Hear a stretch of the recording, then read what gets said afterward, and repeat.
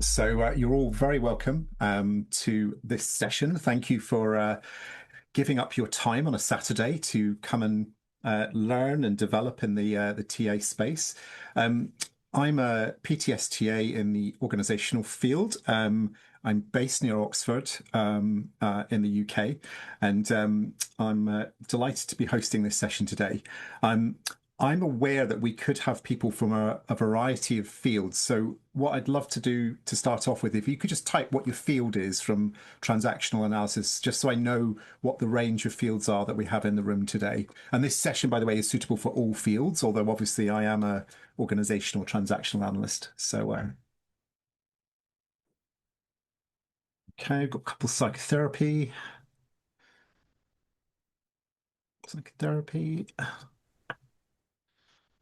counseling, eco TA, organizations, psychotherapy.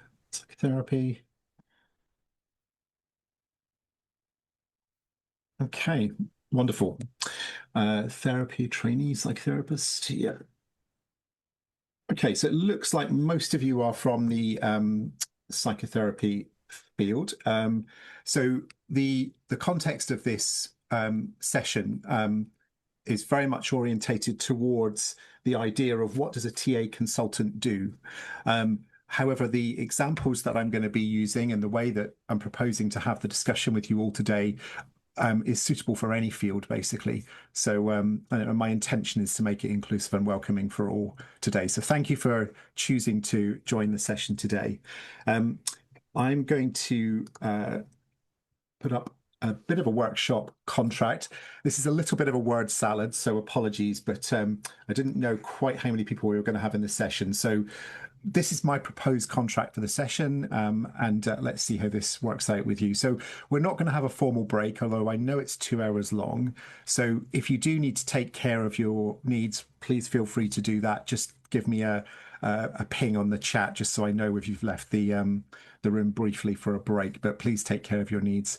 The intention is to have a mixture of how we work together today. So I'll share some content, I'll share some ideas, and if all goes according to plan with time, there will be a couple of breakouts to allow you to have chats with each other. And then we'll also be able to have any kind of conversation together as we go through this. And I'm very open to questions or interjections at any time. I'm not standing on ceremony with today's content. And equally, if you would like to put any questions in the chat, then also feel free to do that if a thought occurs to you as we go through this session. So that's the administrative stuff. In terms of the hoped for learning objectives for today, I've got three. So the first one is that I'm going to introduce a TA-based consulting model, and I'm going to link it to a non-TA idea called Cynefin. Now, is there anyone Welsh on the call, first of all, before, if you are Welsh, wave at me. Nope. Okay. So Cynefin is a Welsh word and it's very difficult to pronounce, but I will give you the phonetics later. And that's the model that I'm going to connect to TA today. And Cynefin comes from the field of what is called complexity science. And in the field of complexity science, they have an idea of something that's called a safe to fail experiment. So I'm going to also introduce the idea of a safe to fail experiment. And hopefully each of you might leave with a safe to fail experiment around your own learning for the content that I'm introducing today. So finally, on the psychological side of the contract, I've already done this, but I want to acknowledge the presence of different TA fields in the room. And I will do my level best to be inclusive of all the fields. I would ask that of everyone else as well. And if you have a particular curiosity applied to your field, please ask that question as well, because it's not something I may have thought of as someone coming from the organizational field. As we get further into this, the theme of this is the TA consultant in a troubled world. And that for me means that we are moving into sometimes existential topics. And existential topics can sometimes mean that we lose adult. That's not a prediction, but I'm saying for me in the psychological aspect of this space, we don't know what we're going to uncover. This is an emergent journey together today, this morning. And so let's see where we go to, but to be aware that I think existential topics can stir us in ways that we can't always predict or account for. So also do please take care of your needs. The final thing I want to mention is that as a TA consultant, I often deal with the topic of polarization. And polarization is everywhere in the world at the moment. Dialogue, perspectives, points of view. And when we look at some of these topics that we're going to work through today, it's possible that we may have polarization of opinion in this group. And that is welcome. And also, let's approach that with our adult ego state and see how we could explore the other side of the polarity if that occurs. So that's what's on my mind in terms of the psychological side of the contract. So before we go any further, I want to check how is that for our learning contract for the session? Just give me a little wave if that's okay, or come off mute. Yeah, okay, all right. Brilliant, thank you. So what I'd like to do next is I'd like to put you into a brief breakout with a question to address. And this is the question that I'd like you to have, a little bit of a think about. If we were thinking about someone who was a TA-informed consultant, what unique qualities or capabilities might they bring to their work? So for me, I know some of you will not be consultants, so this is not a role that you inhabit, but the invitation is to imagine, so if someone was a TA-informed consultant, what might they be able to bring to the work? So I'm really curious to hear what your ideas are. So I'm going to put you into breakouts to have a brief chat for 5 minutes, and then we'll come back. Welcome back, everyone. Yeah, probably you were just getting started and making contact, and then we're brought back abruptly into the room. And also, I'm desperate to make contact now. So I'd love to hear a contribution from each room, just so that we start to hear and get some more voices into the conversation. So who would like to kick us off and just share a little bit of an insight from your room? I don't mind. Thank you. James, Thank you, Ren. Ren here. Hello. Hi. Chris, and please step in because I was in a breakout room with Chris. And after a brief introduction, because we haven't met before, we spoke about our lack of understanding about what a TA-informed consultant would actually be doing, first of all, but then how TA has, for me particularly, how it's informed how I am in the workplace, and for both of us, how we understood when we felt different, particularly if we're in a position with someone of higher up the hierarchy, how we very much felt, or could feel that we were in that child position. So just having that understanding of the dynamics has been really, really helpful. And it's almost like a kind of a secret tool. It's just like, and how you can enable then the conversation to be from a more adult place by stepping into your own adult. So sort of from our own learning, I suppose. Yeah, no, I love that idea about the kind of now actually I have a way of understanding what's going on around me in the workplace, or maybe what happens when someone hierarchically above me interacts with me in a way that I might find a bit whatever. Thank you, Ren. That's great. That's okay. And it was a little bit about also how to be in that okay position, how to be I'm okay. When you're in a meeting and you don't potentially know the value of why you're in a meeting, to be able to say that from an okay position. Why am I here? Do I need to be here? That, by the way, that could be an entire another TA workshop, is the futility of meetings. But anyway, we're not doing that today. But look forward to that one. Yes. Thank you, Ren. And Chris. Okay, let's hear from another breakout room.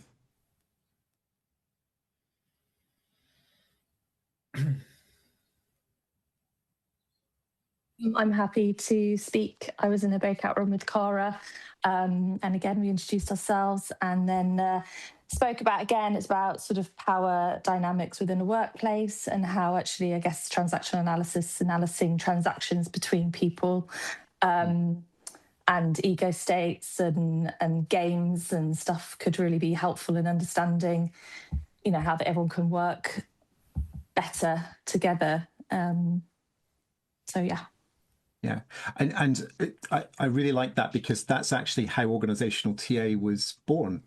So it started obviously in the psychotherapy and the psychiatric space, but very quickly people realized, wait a minute, we could apply this in the workplace, because the same phenomenon and the same idea we can use in that way. So yeah, you've named how it all started. Honestly, organizational TA. Yeah, so great. And actually, life positions. We were talking about that before. Yeah, how that's really important too.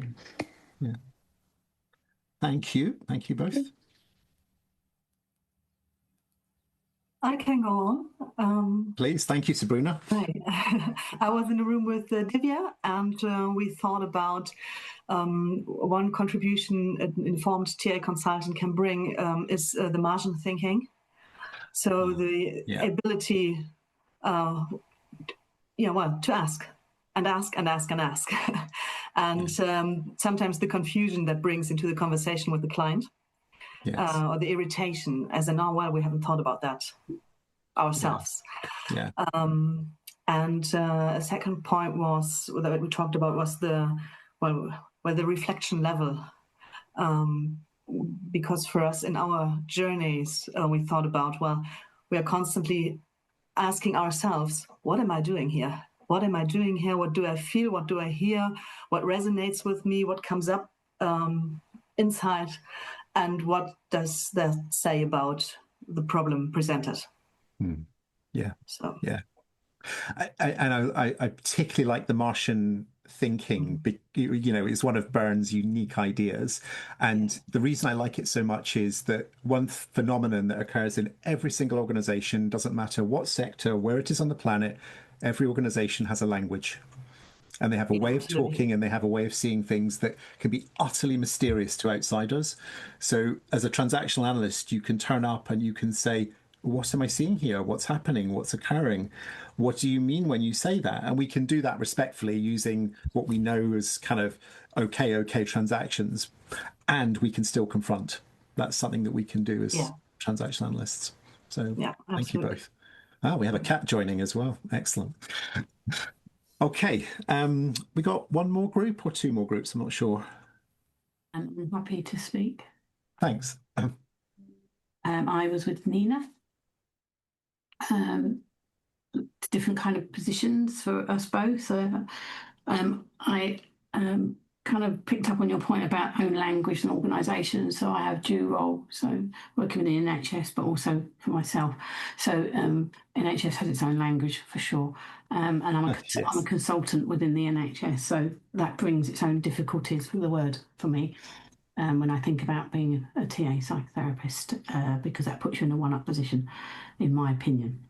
So we were talking about that, and we were talking about inclusiveness, really, in the participation of conversation with the other person or persons, and to be the okay position in the transactions that you have. So actually, you're not coming in position as expert, but actually we're all learning with our own languages together.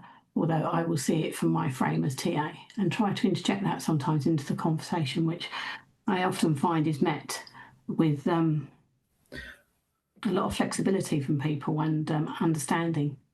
Yeah. And I think you've brought up something really important from my point of view, which is the word consultant carries a lot of baggage, and it can mean a lot of things to a lot of people.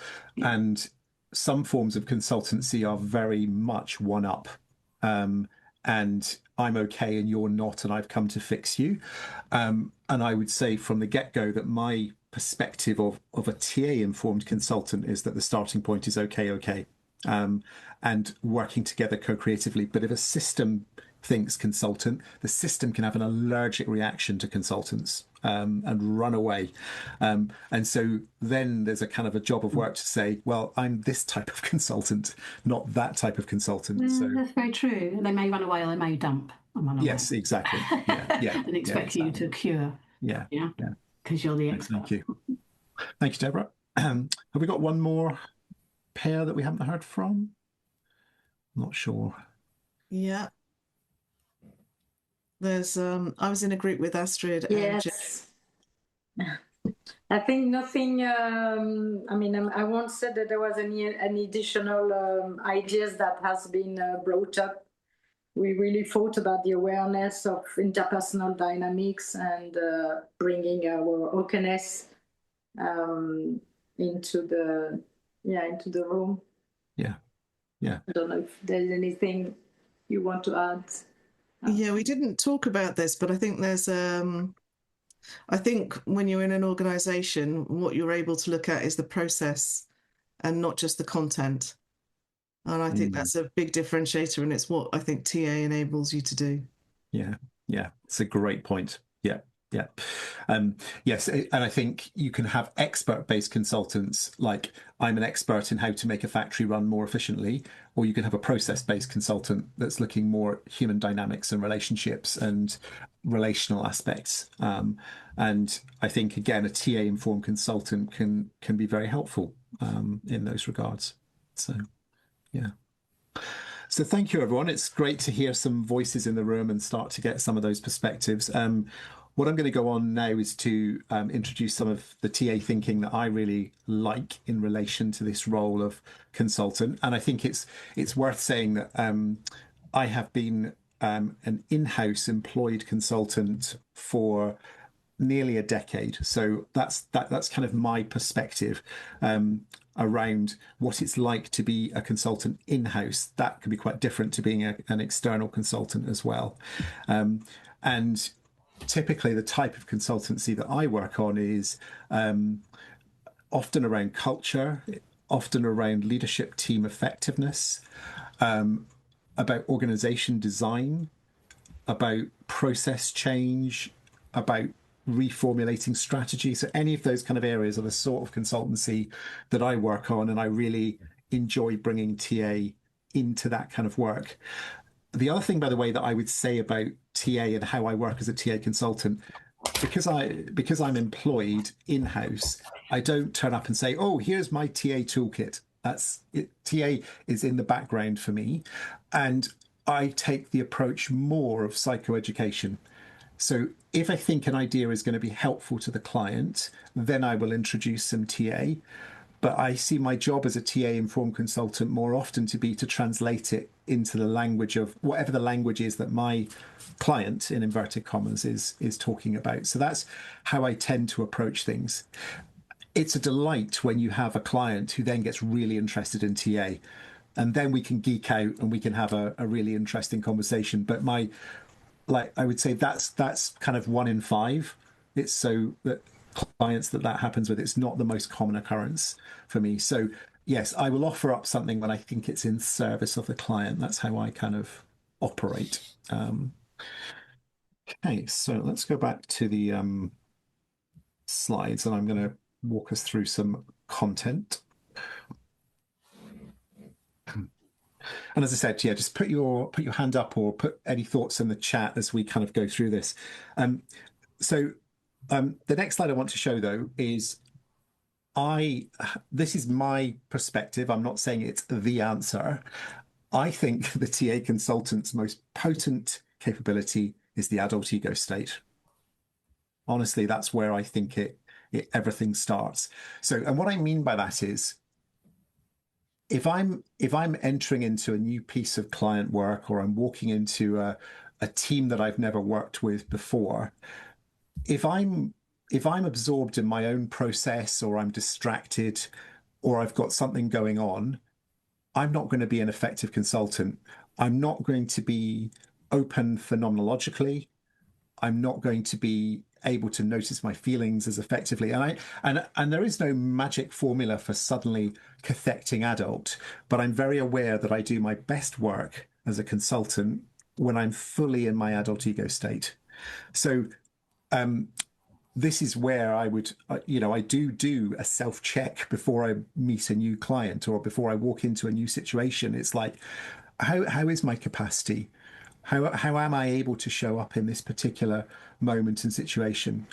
And within the adult ego state, I'm a big fan of the functional fluency idea of accounting, which I think is also very powerful. And those aspects of accounting that Susanna Temple described, of being alert, aware, rational and evaluative. Now, the rational and evaluative words lead you a little bit to a more old-fashioned definition of the adult ego state. And this wasn't necessarily my understanding of what Susanna meant. Alert also means alert to my phenomenology and my feelings and my intuition and my kind of process. So whenever I work with colleagues or I'm training or supervising people who are organizational consultants or coaches, this is often the starting point. How is your adult in this moment? And what do you notice about your adult as you come into contact with the system? So that's kind of my belief or my positioning, that to do your best work as a TA informed consultant is to show up with as much adult as you have available in that moment. So that's kind of that's like almost the underpinning philosophy, I suppose, that in the way that I operate as a consultant. I'm a huge fan of some of the original thinking in TA, and I absolutely love Jean Ilsley Clark's frame of reference when it comes to the work of a consultant. And there's a couple of reasons why I really like this. Organization systems are very unique. Each one of them is unique. The NHS was a great example there of a system that has a particular culture. And assumptions get built up over time, and then assumptions get lost. They just become buried and they just become the default. And people just go, well, that's just the way it is around here. And then if I'm showing up as a consultant with all my myriad of influences, so for example, I'm a white, middle-class, cisgendered male. I was brought up on the west coast of Scotland. I went to an English university. I have a particular way of seeing the world, right? And that's what this frame of reference is describing.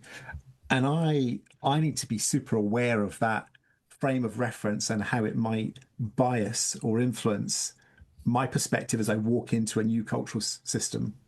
So if I walk into a consulting situation with a load of people that are similar to me, I'm actually very likely to be less potent because I'm aligned to other people's thinking. I'm not thinking Martian, as you put it, Sabrina. I'm kind of conforming to the system.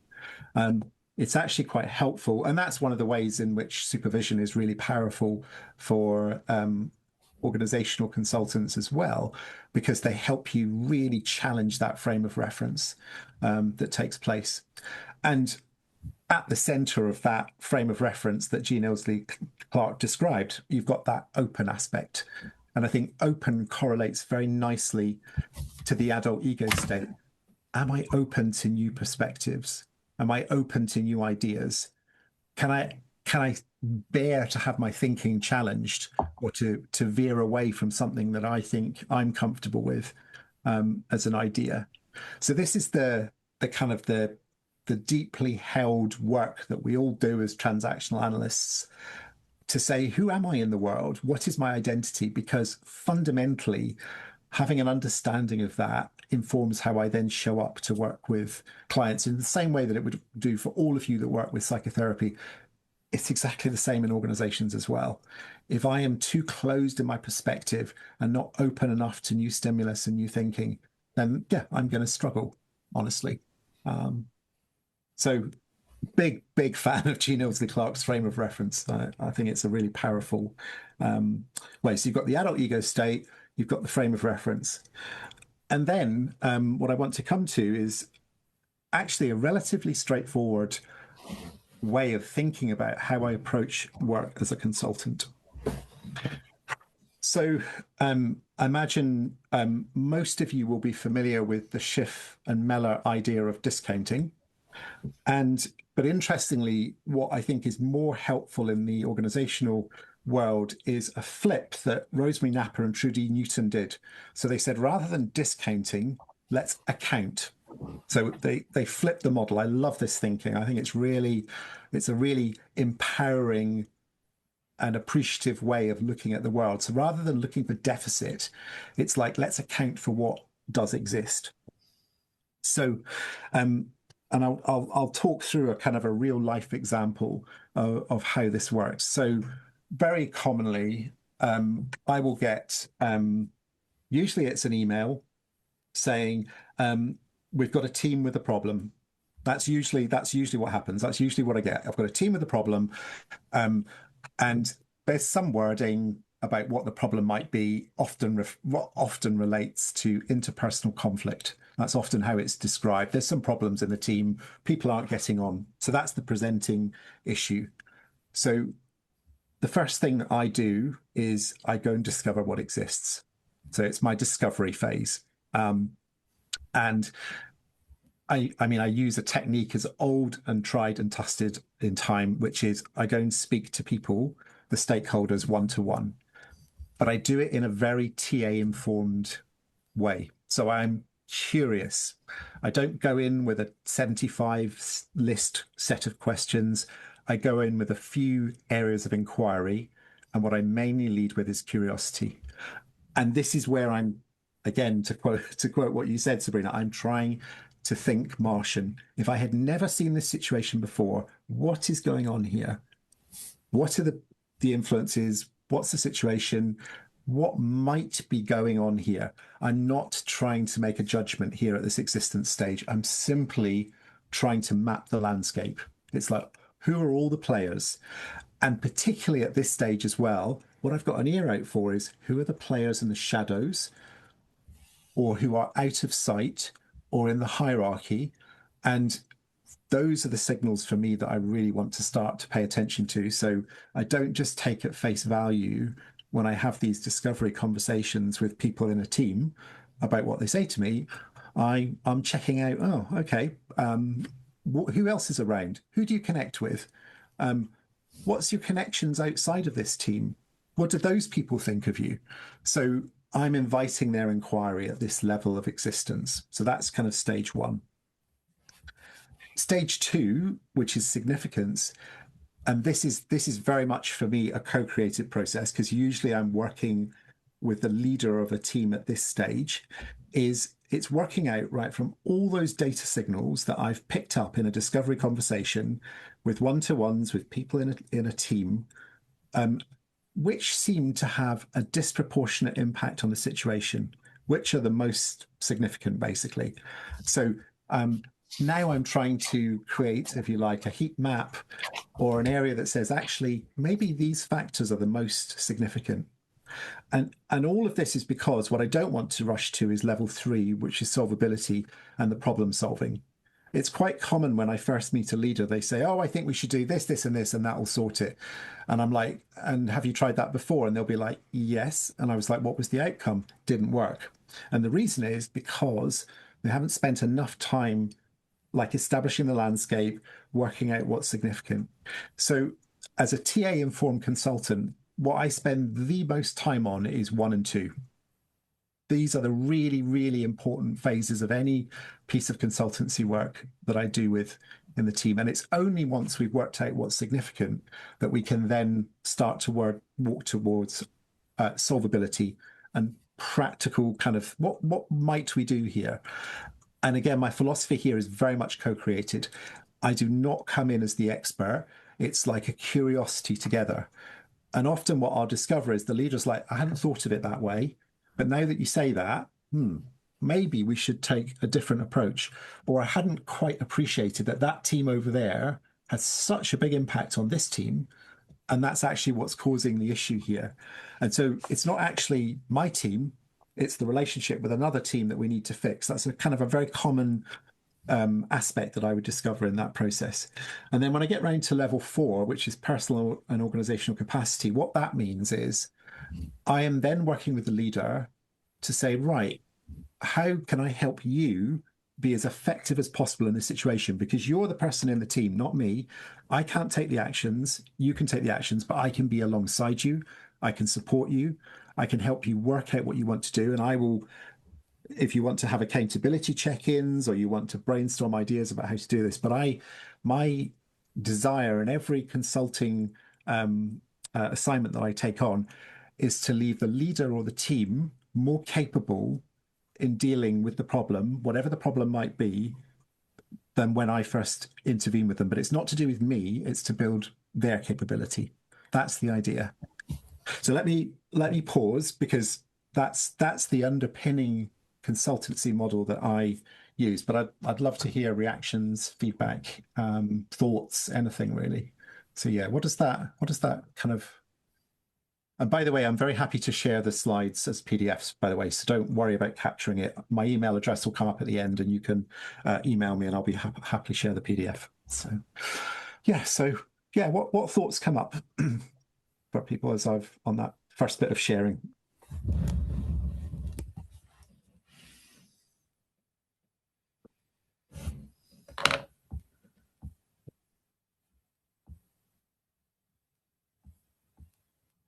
Sabrina, sorry, I didn't see you had your hand up. Yeah, sorry.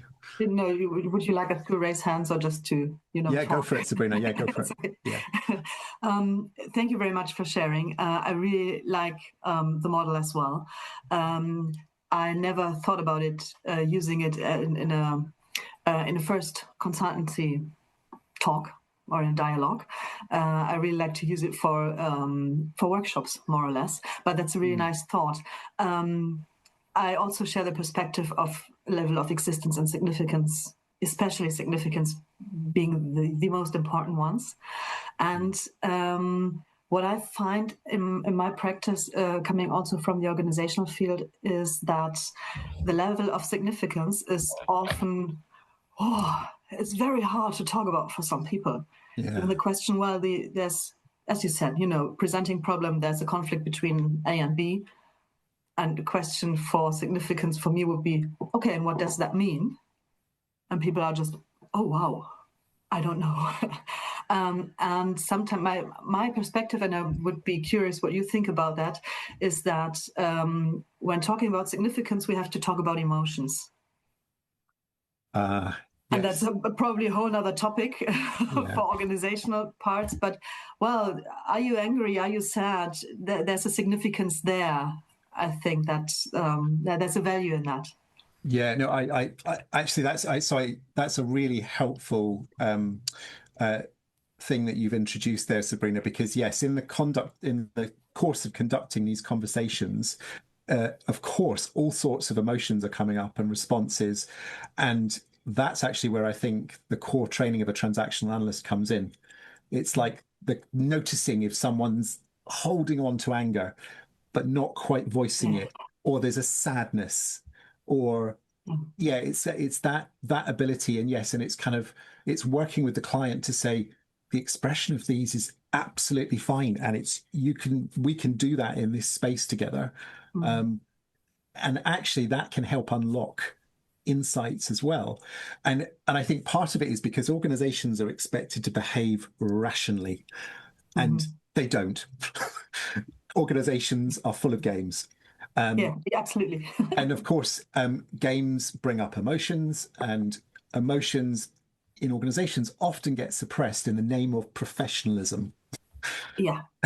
So that's why I love bringing TA into organizations, because we give legitimacy to talking about feelings and emotions, which otherwise would be deemed, I don't know, not allowed in some way. So such a helpful thought there, Sabrina. Thank you.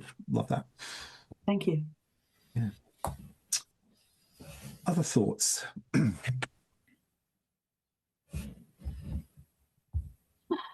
Hi, James.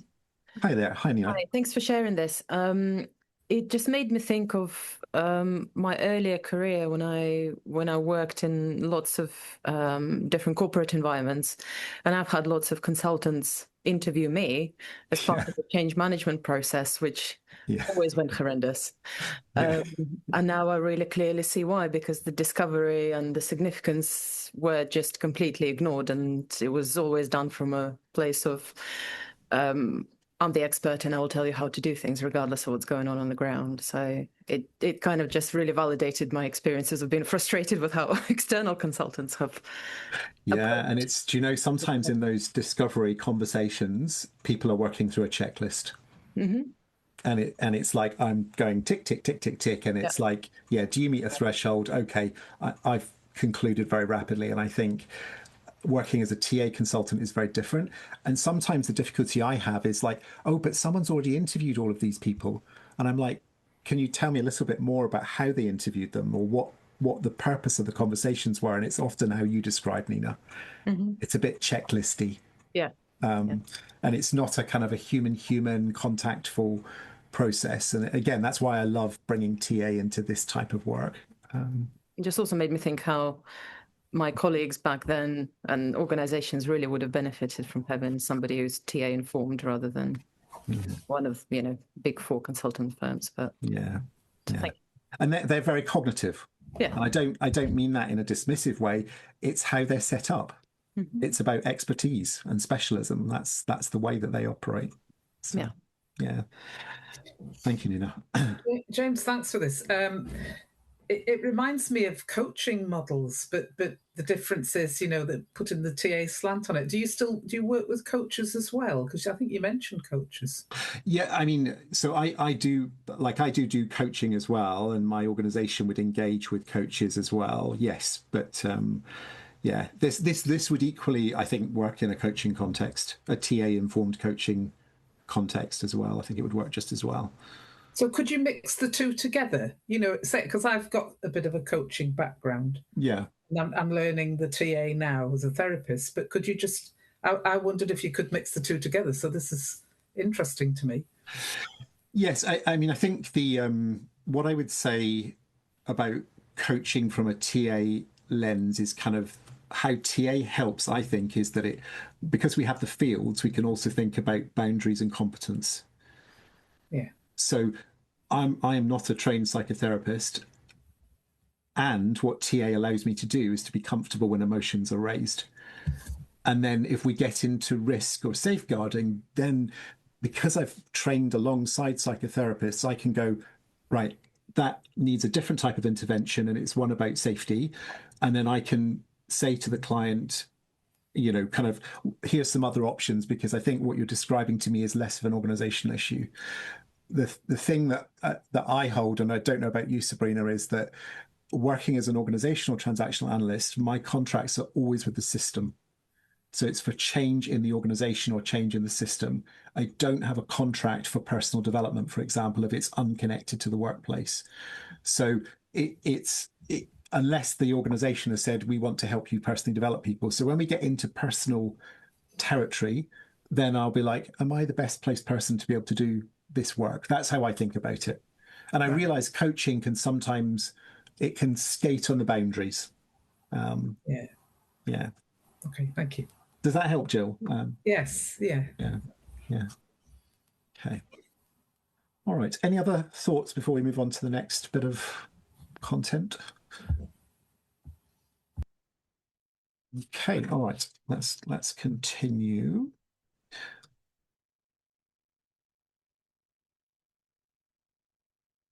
So we're going to move on now to look at the non-TA idea that I connect to this. And I'll kind of give a little bit of a warning here. I'm about to introduce some language that can be, it can be a bit cognitive, and that's the nature of the person that created it.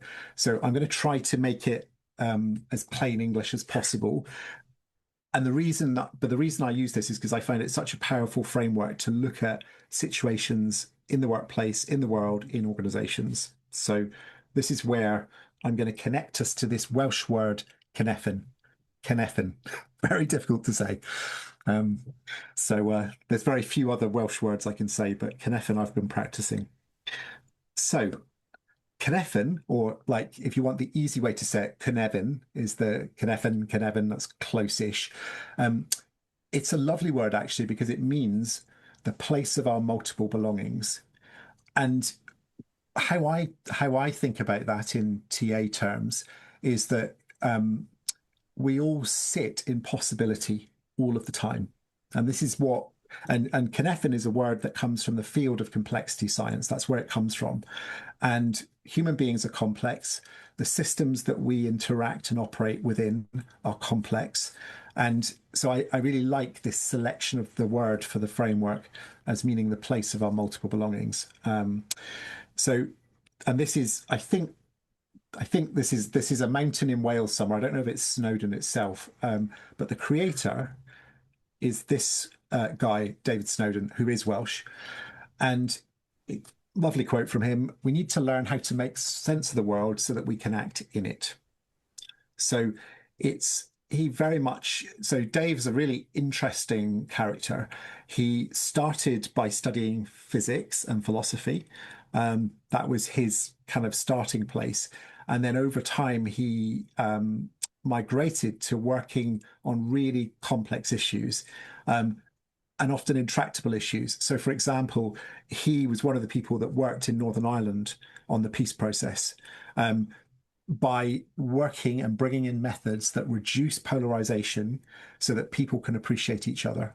And one of the ways that he really likes doing the work that he does is that he loves pairing people from different generations in curious conversations with each other.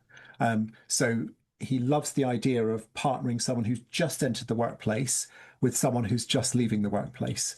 And as he puts it, the person that's just entering the workplace is young, enthusiastic, has loads of energy, wants to change things, but doesn't have much life experience. And the person that's leaving an organization is perhaps a bit cynical, a bit jaded, but has loads of wisdom and loads of life experience. Put them together, and both of them together can have a really enriching conversation if they can find a way to be in contact with each other. So Dave develops these methods that he uses to discover and surface brand new insights. And the other thing that he loves doing is he loves working and breaking hierarchy. So he's very disrespectful of authority, which I love. And he would say that a lot of the problems that happen in organizations is because hierarchy gets rigid and stuck and fixed. So his methods are all about breaking the hierarchy. So he's doing a tremendous amount of work in the NHS. I don't know, Deborah, whether you've come across Dave. We'll find out in a minute whether or not his methods are having an impact. But one of his examples would be in the NHS, professions can become very fixed in their perspective and very they defend their boundaries. And many of the things that need to be improved in the NHS require disciplines to work together to create new ideas. So he will put together in a learning trio, so he often works in threes, he'll put together an A&E consultant, an ambulance driver, and an A&E administrator, or some combination like that. And he will get them to work together, not just one time, but to keep generating ideas together. Because the first time they come into contact, they're all defending their territory, naming their problem, naming their difficulty. And then as they start to work together more over time, the possibility for, wait a minute, we could do this, and that would really speed things up, unlock things, and it's not a difficult solution, and it wouldn't actually cost a load of money. Why aren't we doing this? Well, we aren't doing this because organizations and cultures get stuck. And so Dave is a big one for trying to unstick cultures. I should warn you, by the way, there is loads and loads of content on YouTube, podcasts. He is prolific. He is a very, very grumpy man. So I love his ideas, but having a conversation with him is quite tricky. But so he's a classic one of those kind of people. But I really appreciate his thinking because he's a polymath. He integrates ideas from all sorts of fields and walks of life, ecology, science, psychology, philosophy, you name it, and he brings them together. So that's one of the reasons I admire him as a thinker. And in my CTA, I realized how closely connected the model that I'm about to introduce you to is to core TA ideas. So that I actually wrote about it in my CTA. And if anyone's interested, I'm happy to send you the actual answer to the theory question that I wrote on how this helps us in TA. So anyway, let me get into the actual model. So Cynefin, and it's the way to think about it is it's a sense-making framework. It's a way of making sense of the complex world. And the first thing to say that's kind of easy to get your head around is on the left-hand side, we've got things that are highly unpredictable. And on the right side, we've got things that are predictable. And that is a fair way of thinking about the world. We have things that behave as we expect them to do, that can be repeated, that are reproducible. And we have, on the other side, absolute chaos. And it would be fair to say in the world today, there's a lot of chaos. We're in a period of high chaos at the moment. Chaos appears in this framework, by the way. I'll show that to you in a minute.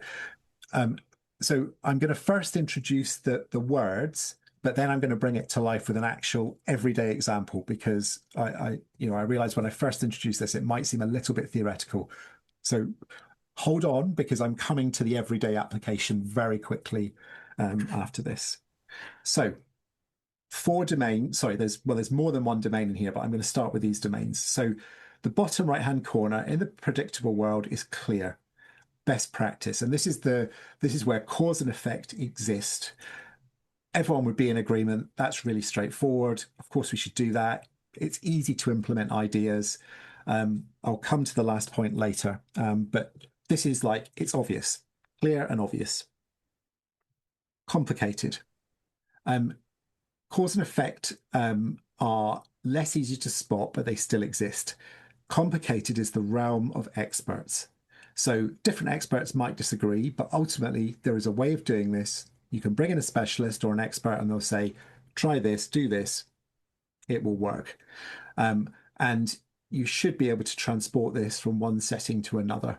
And you should reasonably be able to predict outcomes. So we're all still in the predictable world here. So think engineering here.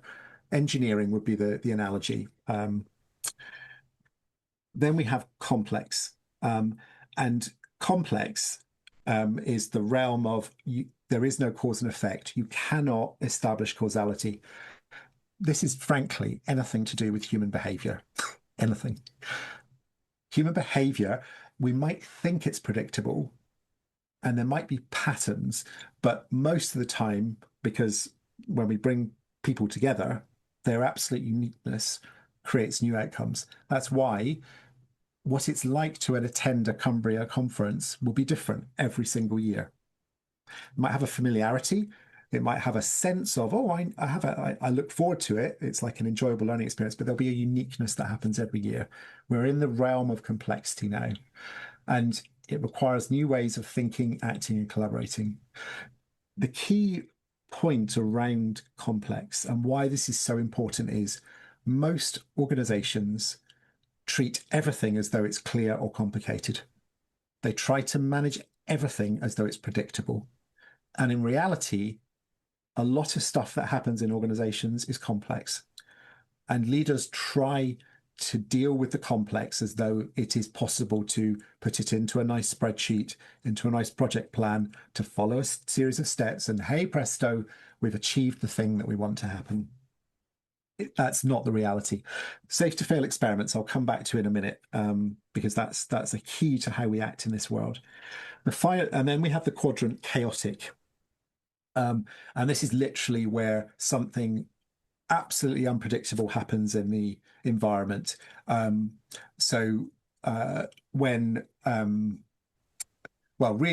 good examples would be COVID, when it first arrived, created chaos. There was no precedent for a global pandemic. Some wise academics and medical people had tried to prepare the world for what would happen in a global pandemic, but we'd not had one in recent times. You don't stay in chaos, by the way. It's like a sort of a nuclear half-life situation. You have to very quickly move out of chaos. So the moment of chaos occurs, and then you have to start moving activity out into the other areas. So, and then in the middle, we have these two quite specific words, which aporia. Dave Snowden loves to pick quite obscure words. That'll be my one critique of him. Aporia is the place where we feel okay sitting in the not knowing. So when something happens in our world or in an organization or in a system, the part where we can hang on to not knowing and being okay with the not knowing and not knowing which way to take things, to sit with the ambiguity, he calls that aporia. And that is the adult ego state. We can also dip in in that same place of like something's just happened. So imagine the way to think about Cynefin is something happens in the world, we land in the middle of the framework, and we can either go to aporia, which is this sense of I'm okay with the not knowing, with the not okayness, or I go to a place of confusion. So I might get really judgmental with my parent ego state and say, well, that looks like this, and we could do this, and we could solve that. Or I go to my child ego state and I have some sort of fight, flight, freeze type of response, for example. What I want to do, though, is let me make this really practical, because I realize this is quite theoretical. Let me bring it to life with air travel. I imagine most of us have taken a plane at some point. So I want to explain and bring Cynefin to life using the analogy of air travel. So bottom right, when a plane is preparing to depart, the pilot and the co-pilot have a very rigorous set of checklists that they follow, but they are absolutely clear. They're written down and they literally work through them sequentially to determine whether or not that plane can take off. It's clear. And if any aspect of that checklist is not met, the plane is not safe. It will not take off. They will not be allowed to proceed. So that's clear. Then you have complicated. An aircraft engine is a very, very sophisticated piece of engineering. However, there are experts that know how these things work. There are experts that know how to design them. So yes, a layperson wouldn't have the first clue about how to maintain or design an airplane engine, but there are people who have spent their whole careers becoming experts in that, and that's the realm of deep expertise. So the aircraft engine, think of that as kind of complicated. There is a right way to diagnose a fault in an engine, and it will be done by an expert. Complex is, this is when we start to tip out of kind of the predictable. So for any of you that have ever experienced bad weather at Heathrow Airport, the system very quickly collapses, and an unexpected series of knock-ons happen. So which planes are able to land? You then get into the space of not having enough places to park all the planes. So they have contingency plans, but there is no contingency plan for every situation. And there are a bunch of unpredicted knock-on effects that basically mean that the best laid plans don't work. And so what has to happen is that you have to tackle and work with each problem at a time until you've solved that problem, and then you move on to the next one. It's a very iterative process. It's very different to following the checklist on the bottom right. And then chaotic, I can't remember whether it was 10 years ago, but when the volcano exploded in Iceland and shut down global air traffic, that's an example of chaos. So yes, volcanologists might have gone, we know this volcano is active, we know that it might explode, but no one predicted for quite how much ash it was going to put into the atmosphere and just how it would shut down global air travel. It was a moment of chaos. And so what needs to happen in that situation is that you literally have to parcel up each piece of activity at the time. Very important to get people of different disciplines together to say, right, what problem are we going to tackle first? Let's move to that one. Once we've tackled that one, then let's move to that one until things start to stabilize and you can move back into the kind of the clear domain. So that's hopefully a way of kind of bringing Cynefin to life. And let me stop because it's a lot. Yeah, I'm curious what clarifications, curiosities, questions people have about the framework.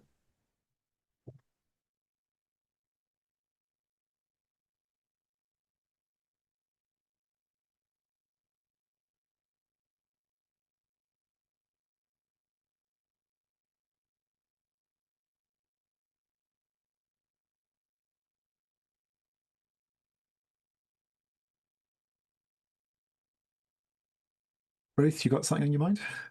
I'm just thinking about the model, actually. There's a couple of things that... So it feels like the model is what's going on externally impacts what's going on in the system, whatever that system is, an individual, a group, a team.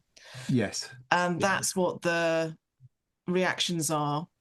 And sitting in the centre with the unknown enables you to understand which one you're in effectively. Yes. Are you in a simple situation that actually recurs all the time and you can easily kind of move forward? Or are you actually in a chaotic space?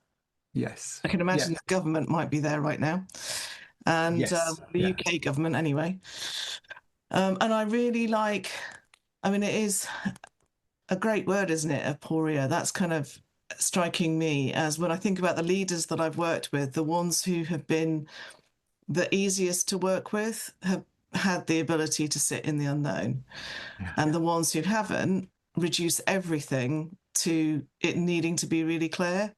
They don't want complexity. Actually, it's not even, it's like it can't exist in their world. Yes. So they can't take the stuff on the left-hand side. Yeah. And I think it's interesting the way that people get trained for jobs, you're not trained for complex. No. Oh, sorry, if you're trained as a psychotherapist, you are absolutely trained for complex. But for organisation jobs, the way that you enter a job is by doing something that's quite repeatable. Well, AI is challenging that, but that's a different session again. The way people used to get trained for jobs is that you get brought in, you learn a job, and it's all about standardization, repeatability, and then you suddenly break out into a leadership position and you're having to deal with complexity. And we haven't prepared people to deal with it. No. Thank you, Ruth. Other thoughts or reflections? Yeah, I can speak. James, Deborah. Hey, Deborah. Hi. Just when I'm going through this, because I come from two positions, most probably as a psychotherapist, but also as a leader within the system. And the two positions, and I see this as in parts, really. So you have the parts of the structure of the management system, but also the people that are participating within that system. So the macro aspect of this. So I quite like this bit about sitting in the middle, and as I've already confessed of working in a very difficult system, this feels quite helpful in some of my thinking, because often we get, although we want it to be clear, we often sit in the complex, and that's more about how we have lots of different people within the system who come from all different walks of life and have all of their own views on how that system should be working. Yeah. So this is quite nice. I quite like this concept. Yeah, no, thank you for that. And I think Dave Snowden would furiously agree with you. He's like the wisdom to work or progress most issues in organizations exists within the organization. But the way that organizations are structured and set up, we don't make the most of people's insights or perspectives. So it's at one level, it's a very empowering philosophy, and the other level, it's a bit sad that we have all this potential, but it's locked up, and we're not unlocking the perspectives that could really help. And it's because organizations are still structured along these very hierarchical lines. There's relatively few that have broken out into more egalitarian types of principles. I suppose for me, the word that kind of sits in this and situation that's happening on currently is this psychological position of psychological safety, and for people to feel that they are able to participate in a model such as yours, if there isn't the fundamental aspect of feeling that psychological safety within your team and system. Yeah, and the whole topic of how do you create, maintain psychological safety sets in complex. And I think what I discover when I work with leaders is they're often most uncomfortable with complex, because it moves out of the realm of, I can take an action and something happens, or I can direct someone to do something. It's like, actually, we're in the space of not knowing. We're in the space of emergence, and organizations often reward people for doing very tangible things, But the reality that I see is that you need to balance the tangible and the intangible in the way that you lead.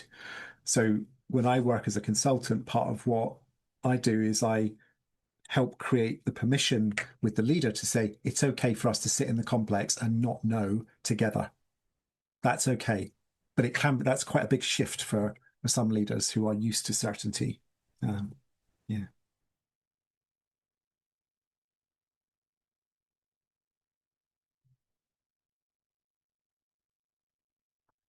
Other thoughts? Yeah. When listening to you, I thought, well, the left side seems to be the endangering side. There's something endangering in it. I was pondering upon that, and linking it to leaders, acting in a field that is complex. Well, I thought, well, there's in the field of complex might be the highest expectations towards a leader, because in the chaotic field, no one expects anything because, well, it's chaotic and let's do it or let's work through it. In complicated, well, okay, it's complicated, but we have some kind of checklists there. But in complex, well, you have to figure it out. That might be the expectation rather than aporia, sit with it, feel the powerlessness, and kind of be okay with that. Yeah, that's the endangering part, I think, on the role level, on the personal level, and on the professional. Yeah, no, I agree. And I think complex is where the external world intrudes. Yeah. So complex and chaotic, that's where the outside world comes in to an organization, basically, most powerfully and most unpredictably. And it's interesting, I think, like leaders in organizations, whatever type of the organization is, I think what they're really being paid for and why they get paid more is the psychological holding and containing. Doesn't ever get put in the job description. It might get alluded to in terms of culture, maybe in some organizations, but really what they're doing is holding the not knowing, holding the discomfort on behalf of the parts of the organization that they lead. But it's very rarely made explicit that that's one of the things that we pay leaders for. And at the same time, I think whoever we might be, but we are throwing tools at organizations to deal with all that. If you, I don't know, lead agile, if you do all the new work, if you do whatever new term there might be this year, in 2 years or whatever, then it's bearable. Yes. Yeah. And it's not. Yeah. Exactly. Yeah. Yes, the kind of the quick fix solution is one of the ways that people try to sort of solve this. Yeah. Ren, you had your hand up a moment ago. I did. I was contemplating contributing and then kind of backed off a little bit, but thank you for the invitation. So I work in the NHS, and this has been really helpful actually, because I work in a very small team in something called the Provider Collaborative, which is looking at system working.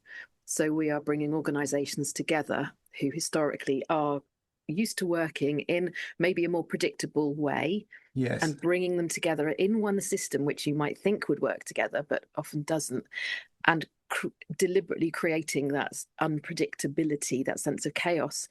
And it's a relatively new team. We've been together a year, and I think one of the things we've really learned quite quickly is how important that first chaotic piece is, and how to learn to sit with that, as that almost like a new team forms, that storming part, all those uncertainties, and some of the problems. There's a term, the wicked problem, where they're so complex, we're not even quite sure what the problem is, but we're trying to solve something. So to get people to understand what that is, but yeah, that piece where we're breaking down the defensiveness, where perhaps leaders have been holding, containing, but protecting their patch, their area, their team so much that it prevents progress. and then bring them together. But it takes so much time to bring people alongside each other in that situation. So there's been some real learning there for us as a team and for me as an individual, and really helpful to see it laid out in this way and to hear it in the way that you've presented it. So thank you. Yeah. No, thank you. And I think you're naming something that's really helpful in this situation, is that leaders in complex often try to provide certainty. And it's actually the most disingenuous thing they can do. Because if there isn't certainty, and you can't manage certainty because it's not complicated, there isn't a right answer. Actually, what you're better doing is saying, this is new, this is novel. We are going to have a group of people working on this, looking at this together. But yeah, the illusion that it can be solved is actually very dangerous. And also the pressure to solve it. Yeah. Because there are so many drivers, and I'm speaking from the point of the NHS, so much need to deliver, like you say, that deliver that thing, that actually delivering a thing which is just being together and starting to understand is not necessarily considered a delivery. Exactly. Yes. It's like there are pre-formulated ideas about what delivery is. Outcomes and measures. Yeah. Yeah. And if you don't do that, then you're not being productive. And I think that's the greatest sin in all of this, is that that's not actually the case. And to give a very practical illustration of it, like, you might be like, well, what should leaders do in complex? That's where safe to fail experiments come in. And the idea behind a safe to fail experiment is that you put together a small group of people with diverse opinions to carry on sense making. And so it's that multidisciplinary idea. You are more likely to produce something, and what you're doing is you're developing shall we try this? Not as the definitive outcome, and we're going to change every single policy and procedure and process. No, let's just try this in a small area. And it's totally permissible if it fails, which brings another interesting idea, because in a medical environment, can you fail? If patient safety is paramount, then there's a confusion that then has to be unpicked to say, no, it doesn't mean that you're going to compromise patient safety, but it's a way of saying, could we deliver something more efficiently? Could we increase patient throughput in a particular way? But let's do it in a safe, managed experiment. And actually, the learning is really powerful if we don't succeed, because there will be reasons why we don't succeed, and then we sense make. So what this method suggests is that and it links back very nicely to the levels accounting. What we're trying to do is to increase the capability and the capacity of leaders and the organizations to deal with novel situations by working more emergently and less definitively. So it's a real culture and way of working shift that we're kind of thinking about in this situation. Hello, hi. I'm just thinking, as we were talking, James, of this wheel of permissions as well that we use in TA. I mean, as a therapist. But I was wondering, how this wheel of permission could be applied, in organizations. Because I think you would have a new permission, which is the primary permission would be it's okay to not know. It's okay to not know. It's okay to fail. It's okay to try something new. It's okay. There will be lots of permissions now. Yeah, and the point around those permissions, though, is that they can all be so counter to the way that the organization is expected to run or has run historically. So. And that's when leadership comes in, because you need leaders to be brave to say, I will support this. I want to do this. And here's an example actually of me failing. I tried something and I didn't learn. It's a real courageous way of leading. It's a new agenda for leadership, honestly. And interestingly, often what I have experienced, working not as a consultant, but working also in the corporate environment, I've seen that people really look up at these people, at this leader. Seeing their bringing the vulnerability and bringing that sense of we can try and we can fail and it's okay. I've seen that it's very liberating for the staff, for people. Yes. Yeah. It's very liberating. Yeah. And it's particularly difficult to change that in very established organizations. That's where it's tough, and it can take time to do that, because it requires some brave people to behave differently. Yeah. But it is like genuinely my belief it's the only way that organizations, particularly large established organizations, change. You need courageousness from leaders to try something different. Yeah. Okay. So I want to get you back into a breakout again because you've been listening to me for long enough. Oh, a little TA Easter egg. So a little bit of an aside. I'm still constantly astounded by the brilliance of Byrne. When you look at this, he actually came very close to describing what Dave Snowden did in terms of, he was thinking about it in terms of the type of group, but he mentions compound, okay, but he mentions a complex group. There's a complicated version as well. I haven't shown this here. You call it simple, it's clear. Dave Snowden has never seen any of this thinking, but it amazes me that, like, the things that Byrne was getting onto, and it's a great sadness of mine that he never got to do more work or thinking on organizations, because he was clearly onto a lot of stuff that, we think about when he wrote this book in 61 or 63, whenever it was, that's 50 years ago. And he had foresight around these types of topics already. So a lovely little connection into Byrne's work with this that I was surprised to discover. Okay, so the invitation here is to get into a breakout, nothing too formal here. I want to invite you to play with Cynefin. I did consider using a virtual whiteboard, and I thought, no, we'll just get distracted by a whiteboard. So we'll absolutely just keep this discussion based. I want to offer, these were just ideas of topics that I think would work well with Cynefin, but we don't need to use any of these topics. You might have a different one, but some examples that would work well would be increasing the profile of TA to the general public, restricting social media access to below 16s, making the TA exam process more accessible, the impact of AI on TA, or any other topic. So I don't know, like, are any of these topics kind of, do they have energy for people? Or I can pick another topic, but I want to give you a chance just to have a quick play and discussion with Cynefin together. Any of them grabbing you, the topics?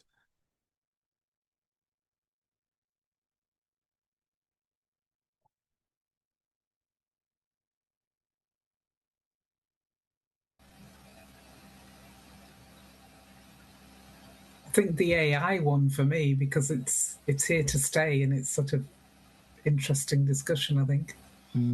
Yeah. The impact of AI on So we've got one vote for AI.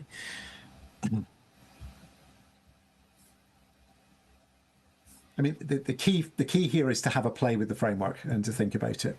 So it's just to think, what goes in clear, what goes in complicated, what goes in complex, what goes in chaotic. So perhaps let's have one group that has a look at the AI question, and another one. Is there another topic? Or it doesn't have to be any topic that's on here.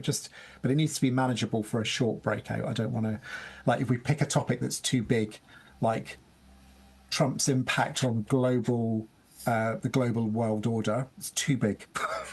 But for 20 minutes, we can't do that in 20 minutes. We've got to keep it reasonably scope defined.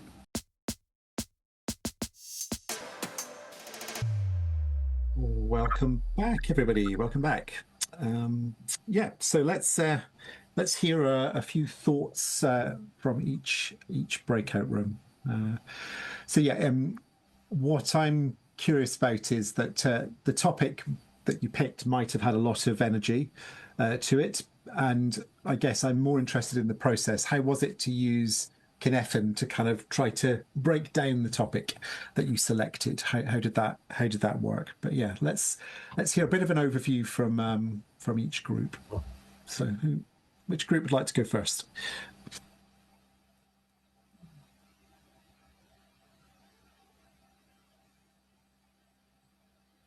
I can start, James. Our group, I think that you're right. The topic did have a lot of energy, so we pursued the AI. Okay, route. okay. And I initially jumped straight to chaos because I guess is reflective of AI, this kind of dystopian or utopian future, which is kind of what the big AI companies try to sell us, right? Well, do you like paint? Do you like chocolates? Because you might not have a job, but you'll get a universal basic income, and you'll be able to do whatever you like, and everything will be okay. So I'm not sure. Certainly, I don't think I used the framework as effectively as I could have, but I can certainly see the merits of it with regards to AI. And we kind of talked about the TA question. Yes, the AI could learn all the TA theory, but there is still no human presence there. So transference, empathy, all these things that a human therapist can give could well be missing in a robot, effectively. Yes, yeah. And it's interesting because the AI companies make accessing AI clear, very straightforward. Go into a chatbot, type your query or whatever it is you want to do, get a response. So they work incredibly hard to make it clear. Then on complicated, the training of the data sets, there is a way that you do that. It's technically very complex, but there are minds that are great at kind of saying, well, that's how you train an AI. The bit that's complex is the unpredictability. And the fact that you can put safety guardrails into an AI, but you don't necessarily know what's going to happen or what it's going to spit out. And you get this kind of spurious nonsense sometimes, or also the kind of the unintended outputs as well. So there's a real complexity of humans interacting with AI. And then, yes, there's when AI causes chaos as well. So, but it's, if you imagine working with a work team who are having a conversation about how should we use AI in the workplace, for example, then Cynefin would be a very helpful way of breaking that down. And particularly this idea of safe to fail experiments. Well, what would be a safe to fail experiment for us around the use of AI? So yes, AI is an existential topic. It generates lots of energy. I'm not proclaiming one way or the other where we should stand on it, but it's a really good topic that you could examine through Cynefin. So yeah, thank you, Chris. Thank you. Cheers. Anyone else in your group want to say anything on the use of Cynefin? Kuh-nev-in. Cynefin. Sounded like you were saying Cynefin. Well, actually, I've realised that I've given you the wrong phonetic spelling. I think it's more accurate to say Cynefin. It's Kuh-nev-in. Are you Welsh? Sorry. Dwi'n siarad Cymraeg. Oh, there you go. So, yeah, sorry, I've got it wrong. There you go. So I stand corrected, Cara. Dim problem. Yeah. Yeah. No, I'm mangling it, obviously. So the phonetic was actually correct then. Okay. All right, let's hear from the other group then.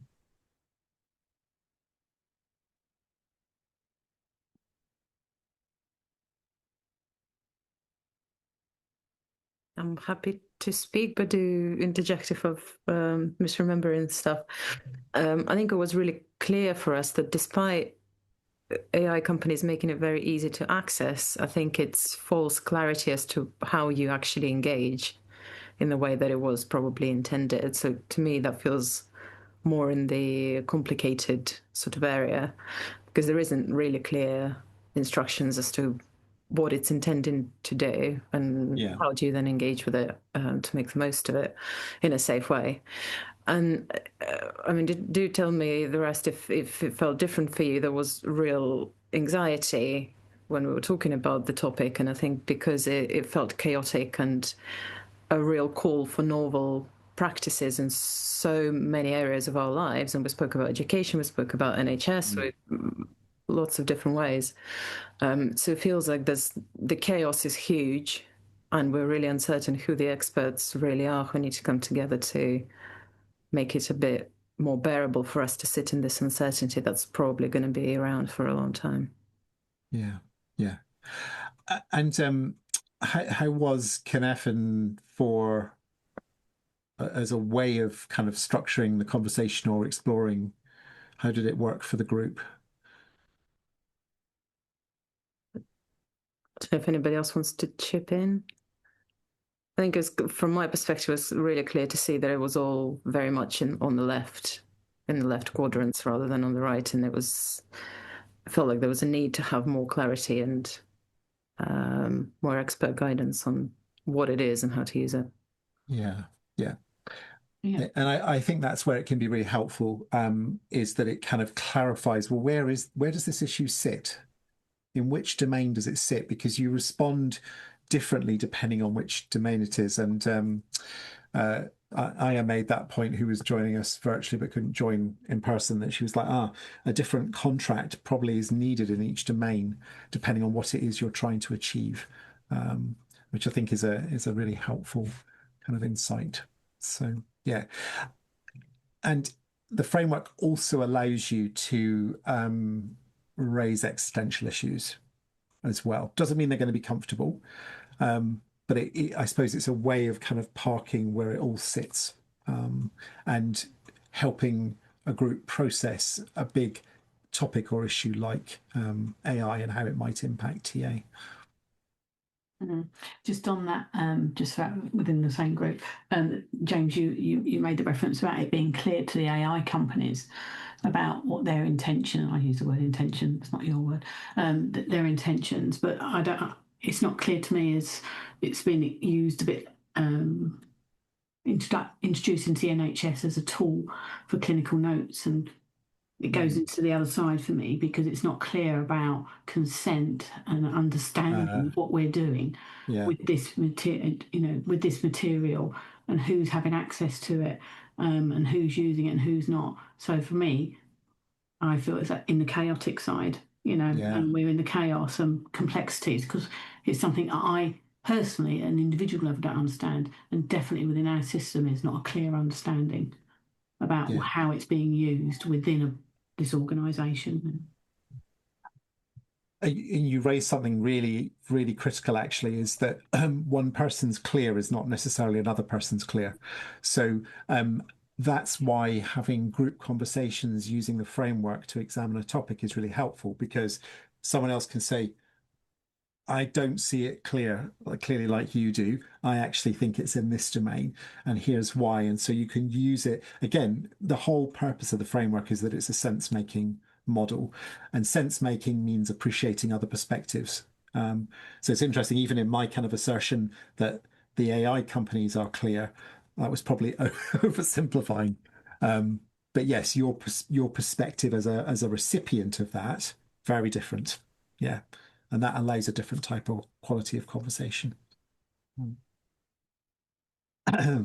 Okay, so let's just go back here a moment. I think Ren's got her hand up. Oh, James. sorry, Ren. You've been very diligent with using the hands up function. That's okay. Yeah, I just want to say thank you, Nina. That was a lovely summary of our conversation. And one of the things we pulled up towards the end was kind of the model helped us identify what was in our gift to kind of retain as clear within our just so that would help us sit within that uncertainty to kind of have something that was clear. And that was our kind of ethos for best practice, which almost regardless of whether AI was in the mix or not, we still know ethically what we are required to do, what we need to do to evidence our best practice. And that was quite helpful to hear at the end. It's just like, okay, we've got all of this uncertainty and we've still got this.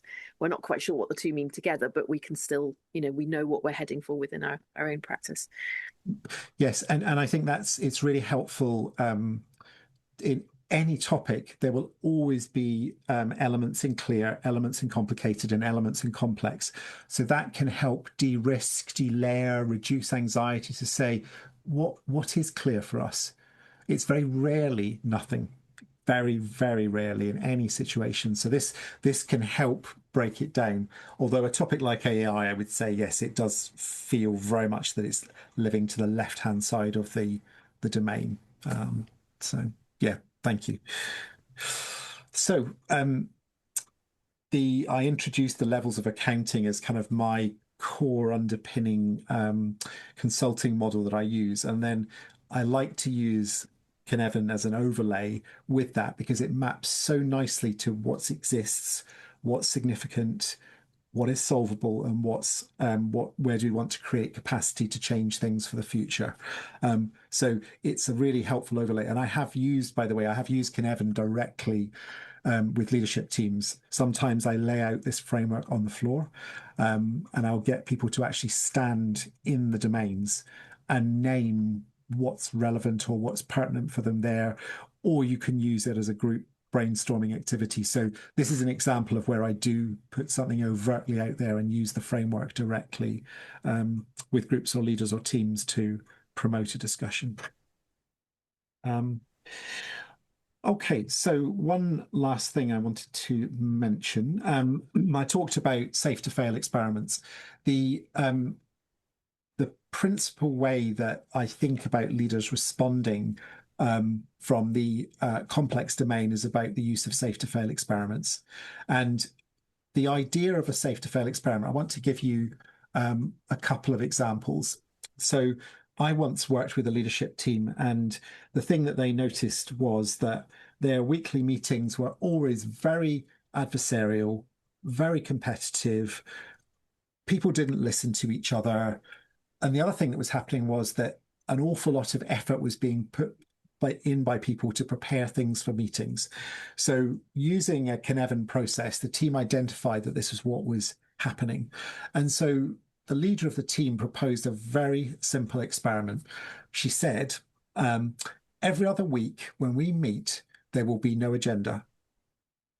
We are simply going to come together and we will work out in conversation with no presentations and no spreadsheets what is most important to us. By the way, this was not a permanent change in practice, but it was a very good illustration of a safe to fail experiment. 2 weeks, the world is not going to end if you don't have this highly prepared kind of team meeting. And discover what happens when you come together as a team and you just show up and see what happens.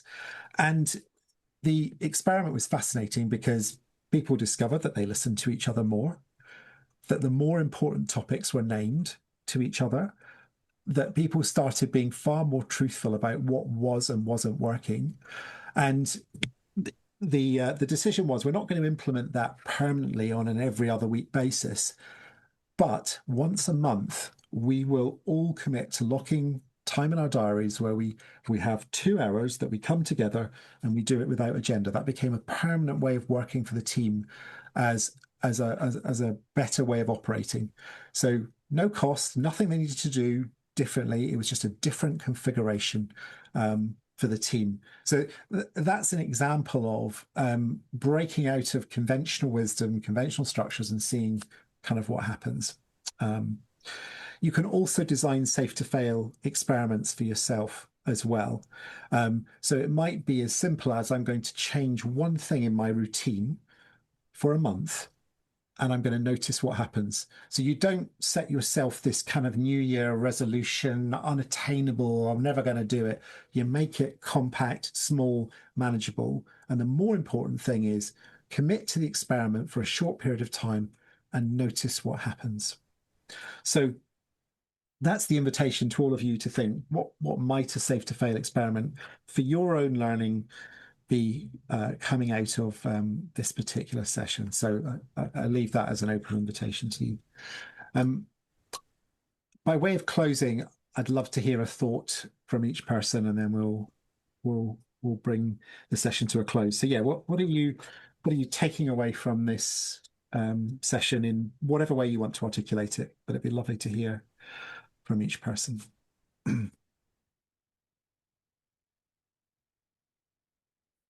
Okay, I'll start. Thank you, Deborah. Thank you. That's all right, I can get it out of the way then. Don't worry about. No, it's been really useful, actually. I wasn't quite sure, when I first kind of hooked onto this, the title captured me. I thought that sounds like something I want to connect with. So that's been helpful. People that I've joined in the breakout group, it's been good for the conversation. So yes, I found it useful, and there's a few pointers for me for sure. And I will continue to be curious with this approach, and I will be emailing you for your slides. Brilliant. Thank you, Deborah. Okay, pass on the baton to somebody else on the call so that we close on Okay, I'll time. go next one down, just on my box here, as Nina. Yeah, likewise as you, Deborah, I joined just because I hadn't done any workshops in organizational TA, and I was curious what a different lens of looking at the world might bring, and I'm really glad that I joined. I think it'll be the kuh-nev-in framework. I think is really helpful just to make sense of even the dynamic that goes on with clients, and help me realize what I have on the right hand side to hold on to while really staying in the aporia. So thanks very much. Brilliant. And I really Thank you, Nina. Thank the you. And conversations. yeah, pass on to somebody. I'll pass on to Ren. Thank you, Nina. Yeah, similarly, wasn't quite sure what to expect and was really curious about the topic, and haven't been in any organisational TA workshops before. I've got a lot to take away with regards to the work that I'm doing, caveated with the fact that I am part of the redundancies in the ICB, so I will be leaving in 2 months. So I'm going to try and pass on as much as I can to the small team that I'm in. I loved that last point on the safe to fail stuff, because that feels like a real permission to do something almost with it in mind that it's going to fail, and that's okay, and that gives me permission to be even more exploratory both at work and in my own life. So that's definitely something I'm going to identify one thing to change for a week and see if I fail or see if I don't, and that's fine. Thank you. Brilliant. Thank you, Ren. Really enjoyed it, and thank you to everyone on the call. It's been really interesting to hear all your points of view as well. Okay, who are you going to pass on to, Ren? I will pass on to Chris. Thank you, Ren. Yeah, I guess for me, same as everybody who's spoken so far. Really, I wasn't aware of the model. I like the model. I guess the interesting thing for me is I was reflecting back on my life in corporate and how the human overlay can completely derail some of the implementation of that. Some of these kind of narcissistic leaders who are terrified of change, and they just want to, progress their agenda, and therefore don't even want to entertain complexity or chaos. So that's an interesting insight for me, and I'll certainly be implementing some safe to fail experiments personally and professionally. So thank you. Thank you, Chris. Okay, pass it on. Thank you. I'll pass it on to Cara. I'm really sorry that I haven't actually been that present. My son's in Riyadh in the military, and Riyadh's been bombed, so I've been very distracted throughout the course. But I'm glad that I've managed to be here. I can't really say anything else. Thank you. Well, and there's clearly far bigger issues going on there, Cara. Thank you. Sorry, do I need to? I will. Who hasn't spoken? Jill. Thank you, Jill.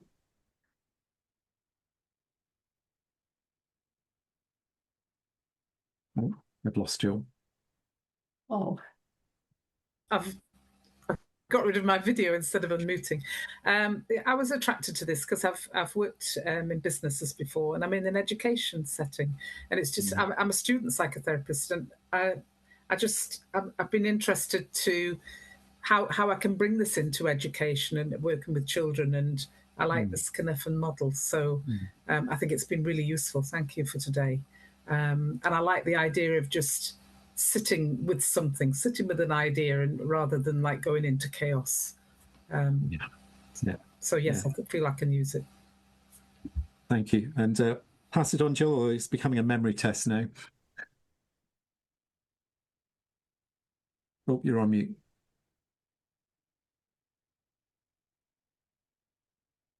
We can't hear you, Jill.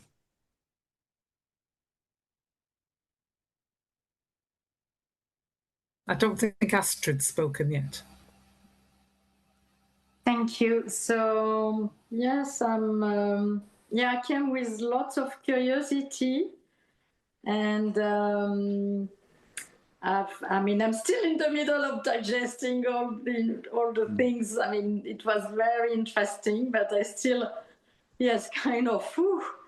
digesting, as I said. So for me, it was an eye-opening on the application of TA in organization, and yeah, it's I really like your this invitation on. For me, it's about thinking out of the box, and we'll take on this invitation of safe to fail experimentation as well. So yeah, thank you. And I pass on to Sabrina. Yeah, thank you. Thank you, James, for raising that topic, and thanks everyone for that lovely session and the dialogues. Highly relevant input and lovely thoughts for my practice. I take away there, I'm pondering on the question, how to foster safe to fail experiments in organizations and how to foster the safe part of it, because a lot of people are, oh, let's do that. But yeah, what is safe to fail? Thank you very much. Thank you, Sabrina. Thank you. Passing it on to Divya. Thank you. The topic really, I was very curious about the topic. So that was very, what drew me to the workshop today. And didn't know what to expect. So I'm working with a lot of feeling very enriched and really interesting ideas.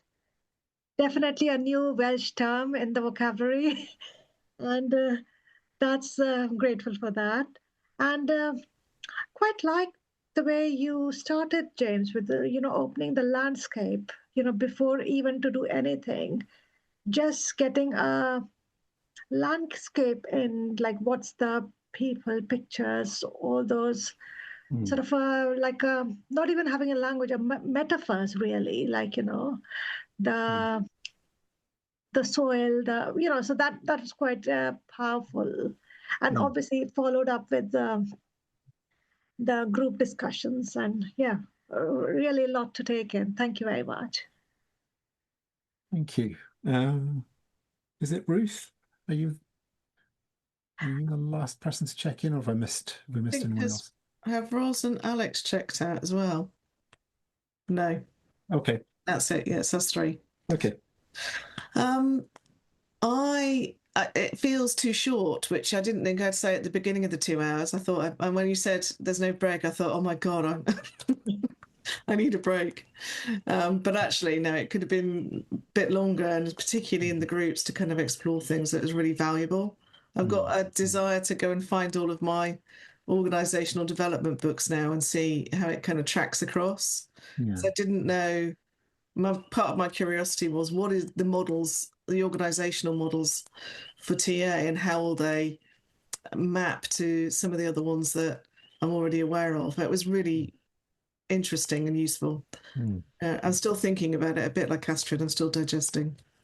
Yeah, it was quite a full course that we've offered. Thank you. Yeah, thank you, Ruth. So Ros. Thank you. I work as a psychotherapist primarily, but also I run a clinic, and so there's sort of that organisation and management and bigger part of the bigger organisation. So it was really helpful to think how I can use my training and my modality to put that onto the team that I work in, and so that's what attracted me to it. And I love thinking about TA models, but also new models that you can bring into TA, and I love that. I love that kind of overlap. And I think, like Ruth said, I will go away and think about other TA theories that I can link into this and make it work for me. So thank you, and thank you to all the other participants, particularly in my breakout groups. It was really good discussions. Thank you. Brilliant. Have we heard from everyone? I think so. Yes. Well, thank you. Apologies for taking up 5 extra minutes of your time. So, but it's nice to close the gestalt. So